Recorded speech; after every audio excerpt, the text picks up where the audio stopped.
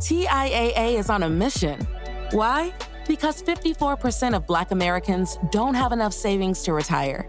So in collaboration with big-name artists like Wyclef Jean, TIAA released Paper Right, new music inspiring a new financial future, with 100% of streaming sales going to a nonprofit that teaches students how to invest.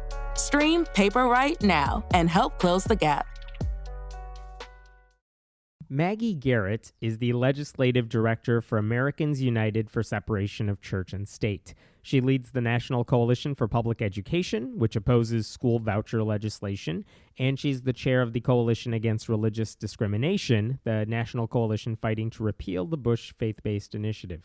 With so many church-state issues coming to the forefront, and we're taping this, I should mention, just after President Trump's inauguration, there's a lot of things I wanted to ask her about. So, Maggie, thank you for joining me. And I guess my first question to you is, with all the things going on right now, especially when it comes to church-state separation, where do you guys even begin as an organization? Like, what are AU's priorities as this administration begins?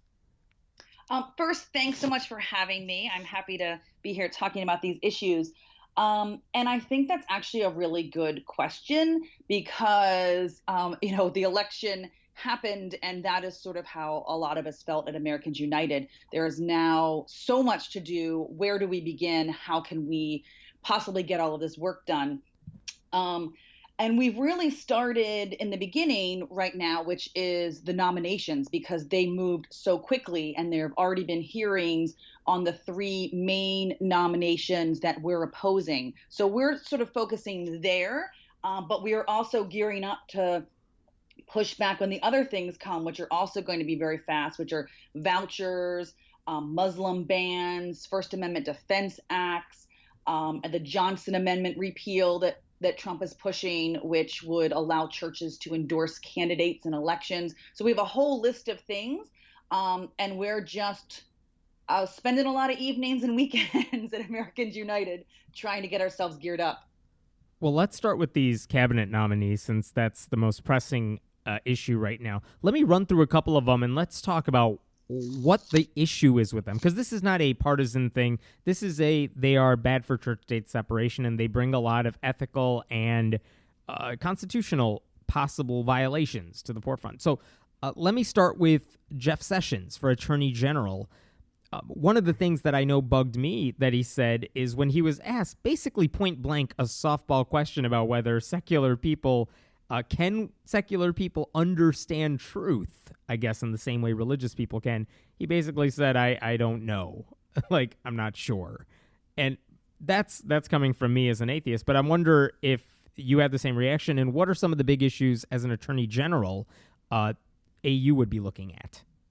Right. We thought that was kind of extraordinary that he would say something like that in the hearing. But really the question came from comments he made about Supreme Court Justice Sotomayor. He had suggested when she was up to become a Supreme Court justice that perhaps she wasn't religious enough and therefore didn't understand real truth because she wasn't faithful enough. And I think so that's sort Which of is a ridiculous comment and kind of funny because she's Roman Catholic. Exactly. Yeah. I mean, it's an outrageous comment. And so, sometimes you ask questions at hearings, there's a danger, right? If you're on the opposite side of them, that they might, if you ask the question, they're going to clean it up and sort of make it so you can't use that point against them. But, Senator Whitehouse asked this question, and everyone would expect that he would clean up his answer, right? And say something innocuous, so that could no longer be used against him. And instead, his answer was, well, I'm not sure if someone who is secular has the same understanding of truth as someone who is religious. I think that shocked a lot of people, and that's troubling for a lot of reasons if he's going to be the attorney general. I mean, first of all, he's supposed to be ensuring civil rights for everyone, regardless of religion. So right there, that's concerning if he's not seeing people the same. It's also concerning because he has to hire people in the Department of Justice.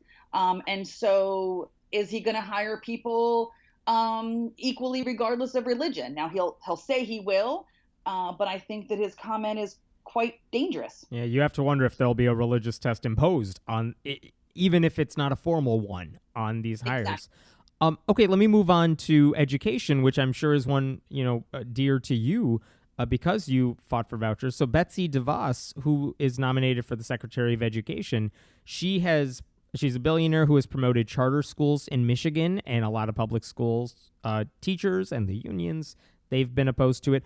The big issue with vouchers, as I know it, is that it would take taxpayer money that is basically reserved for public schools and move it so that parents have the option of sending their kids to private schools and or religious schools, effectively saying taxpayer money could be used to promote religious education.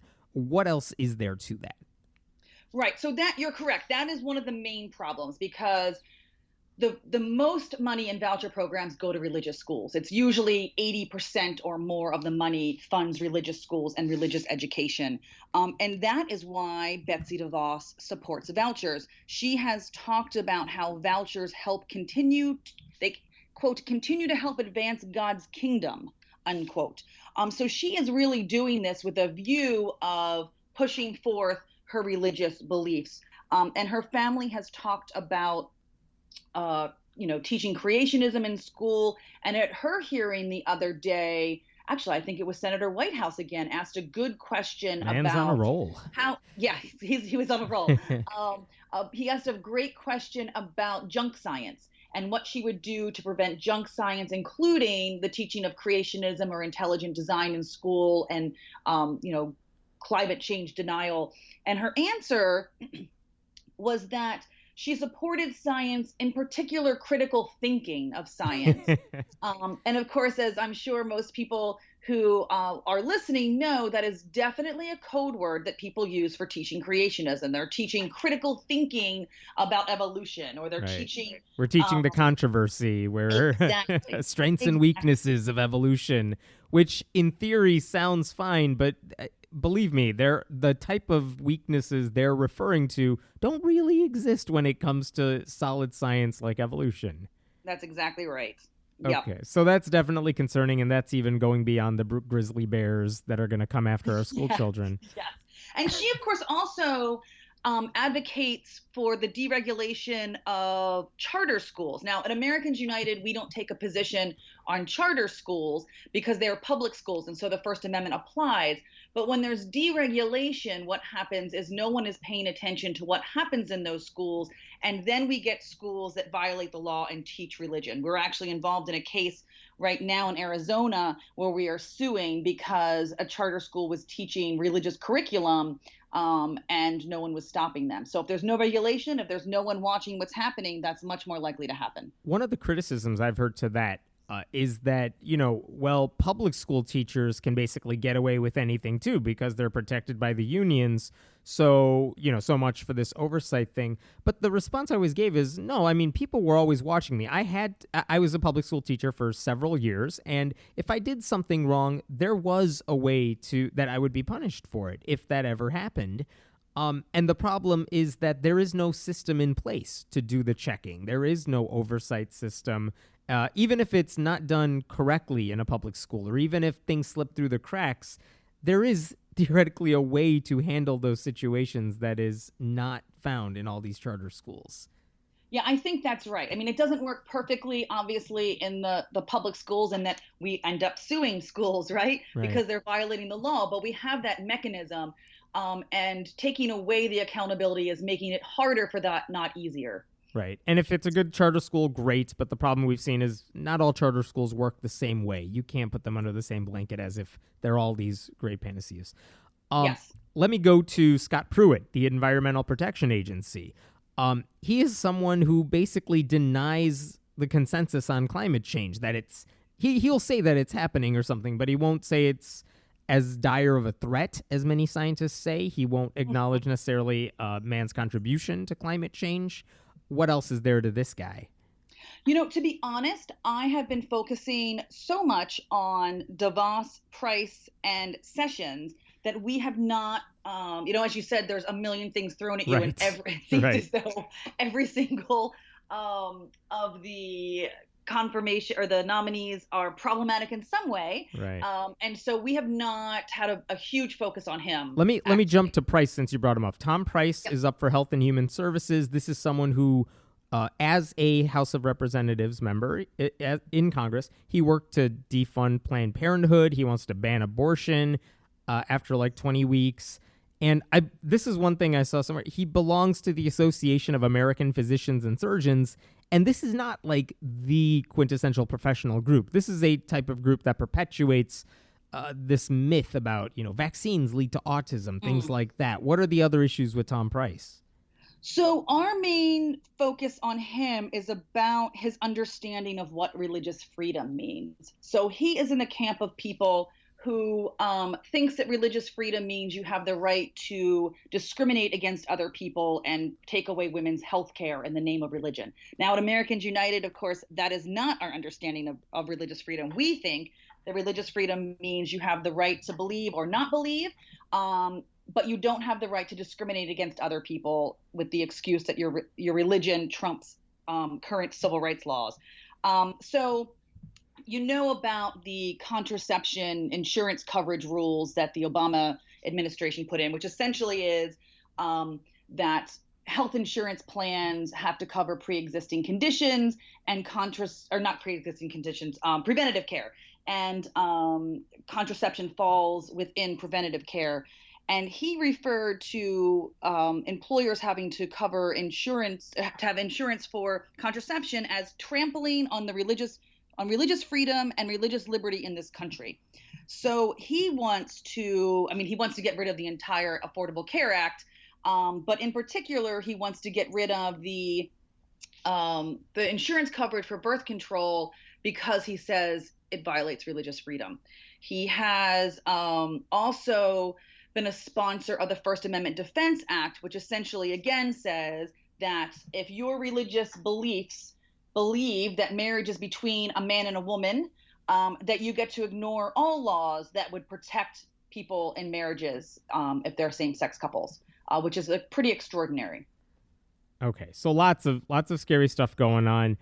Is there any chance that these nominees are not going to get confirmed because Republicans have an edge? And I think all these subcommittees we're talking about, if they say yes in the subcommittees and the Senate approves them, which they have the majority in, is there any chance that how seriously, I guess, is the possibility that these nominees will actually follow through with these worst fears that we have? So I think Price, there's actually some controversy over Price as to whether he is going to get through. Now, it's really hard to stop a nominee from even getting through Congress or getting through the Senate. It's really hard. Price, however, is now having some ethical issues with stocks and getting paid for speeches and all sorts of things. So I think that he is an easier target as the Democrats are trying to stop some nominations. Betsy DeVos, who her performance at her hearing was quite upsetting. She really didn't know what she was talking about. And yet that probably won't prevent her from getting confirmed. But I guess to put that another way, let's say someone like DeVos does become the Secretary of Education. Is there a very real fear that she has the power to transfer all this money to religious schools? Because I will hear from some atheists, I'm sure I've heard from a couple already, who are like, okay, even if she becomes Secretary of Education, she can't give money to these religious schools because that's unconstitutional. So what's the big deal? So under the U.S. Constitution, the Supreme Court has held that at least one voucher program was constitutional. And the states, of course, have their own constitutions, and it varies by state as to whether or not they can have voucher programs that go to religious schools. So whereas, our position is that it should be unconstitutional, and our reading of the Constitution is that vouchers that go to religious schools are unconstitutional. But unfortunately, the Supreme Court, in a case called Zellman, disagreed with us. So we have to go sort of state by state. So there's, currently there's only one voucher program that exists that is federally funded. That's the voucher that Congress forced upon the District of Columbia. That is up for reauthorization.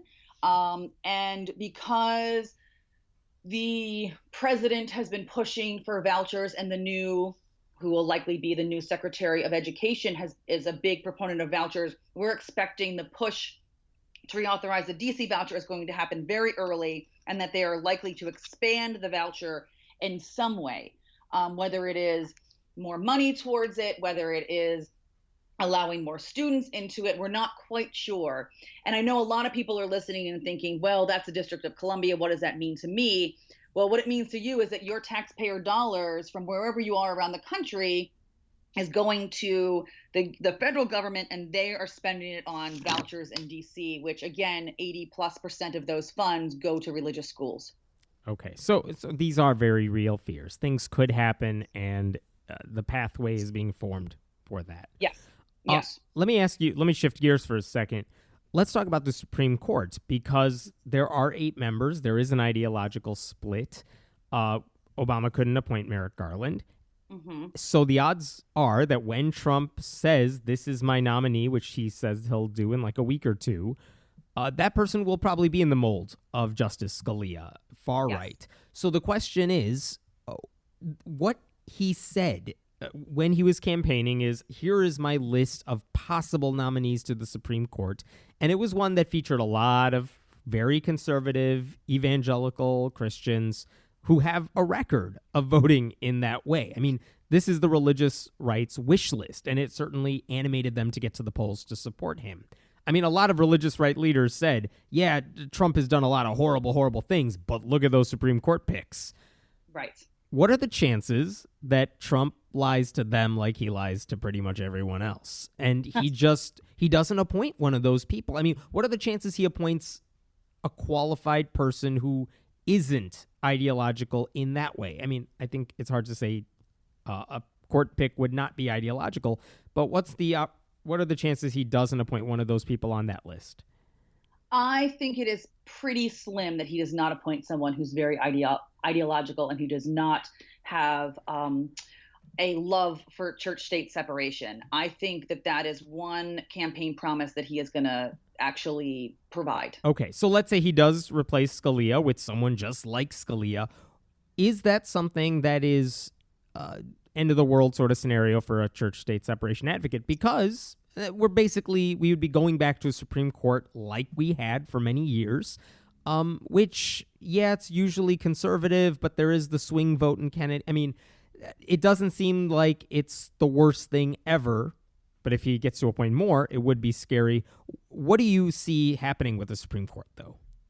I think we should all be pretty troubled. I mean, it is true that we're going to be in the same spot that we were in with Justice Scalia if he gives us another Scalia. But that's just for now. I mean, we still have 4 more years to see if there's another Supreme Court position that is open. But, you know, there is a Supreme Court case right now at the Supreme Court that they have not scheduled because it was a 4-4 court.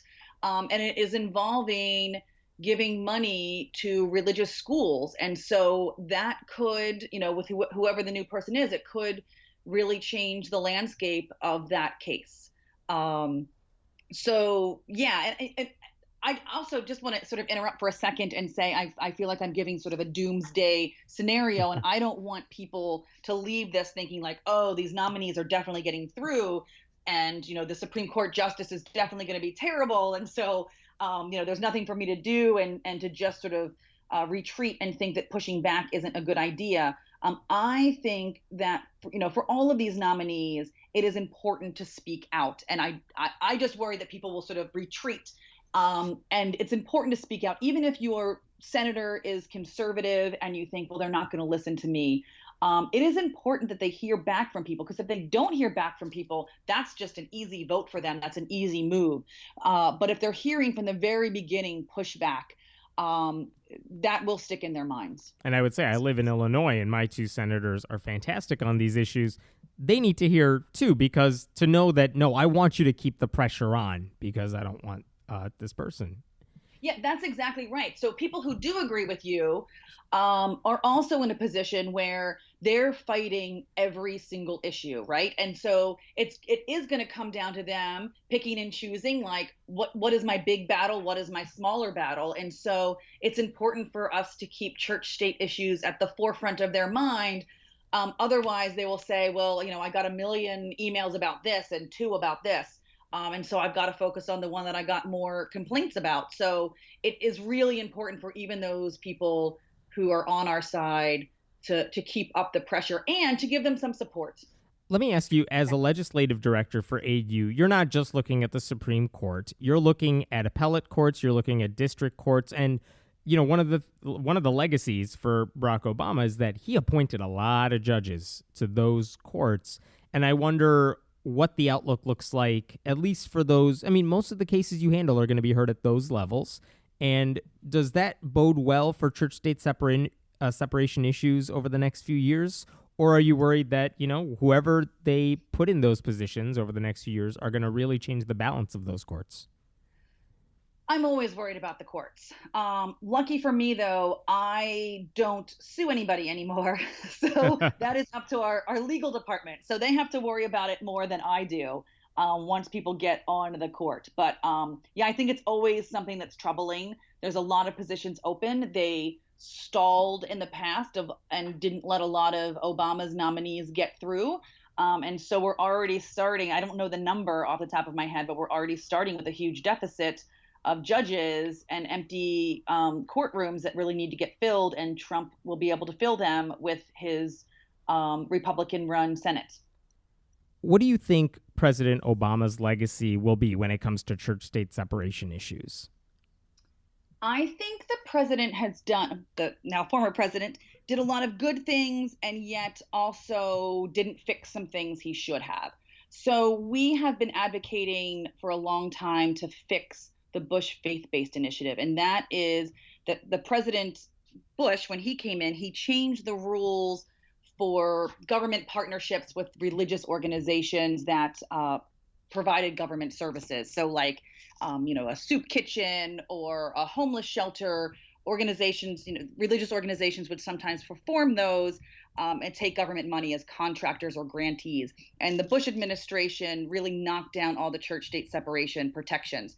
So one good thing that he did was he changed all of the regulations insofar as they provide protections to people who are getting those services. So things like if you are going to get a service and it is provided by a religiously affiliated organization, you'll get notice. This is a religiously affiliated organization. You can go to an alternative if you want one. They can't force you to pray. They can't have religious content, things like that. So giving a lot of protections that weren't there for beneficiaries. Now, the bad thing that he did not fix is the religious discrimination problem. So Bush administration changed the rules so that grantees could take taxpayer dollars and then put a religious litmus test on who they hired. We asked Obama to overturn that, and he didn't.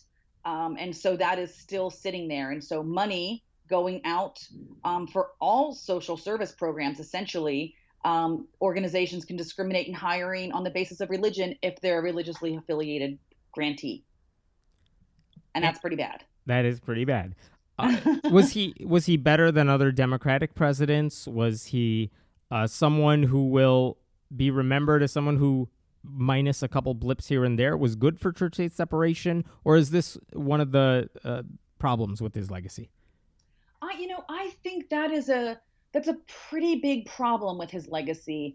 But he did do other things, like when he signed an executive order to make it so that government contractors couldn't discriminate against LGBT workers. The opponents of that protection wanted a religious exemption in there, and he refused to give that to him. And so that was a huge win for us, that he did not provide a religious exemption in that case. So some good, some bad. But yeah, maybe it's because my focus for 9 years has been on the faith-based initiative and the hiring problem, that it maybe it's just personal to me. Okay. Let me ask you one last question here, which is, I wonder if you hear this as someone who works at AU. I have heard this from some friends who said, "Whoa, Trump got elected.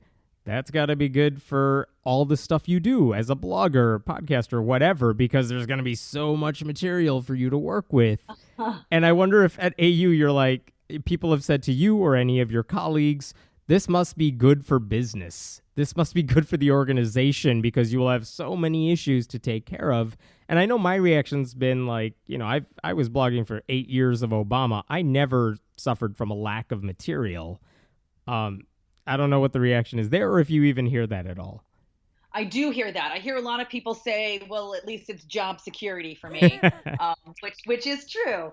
But yeah, I mean, even with Obama, there was still a ton to do. There's a ton to do in the states.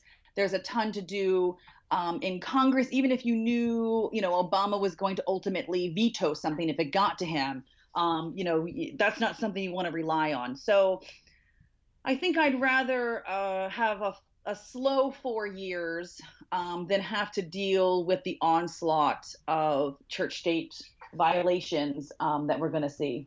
Fair enough.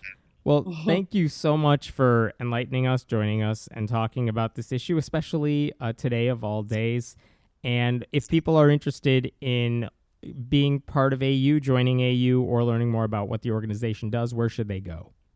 They can go to au.org and sign up. Easy enough.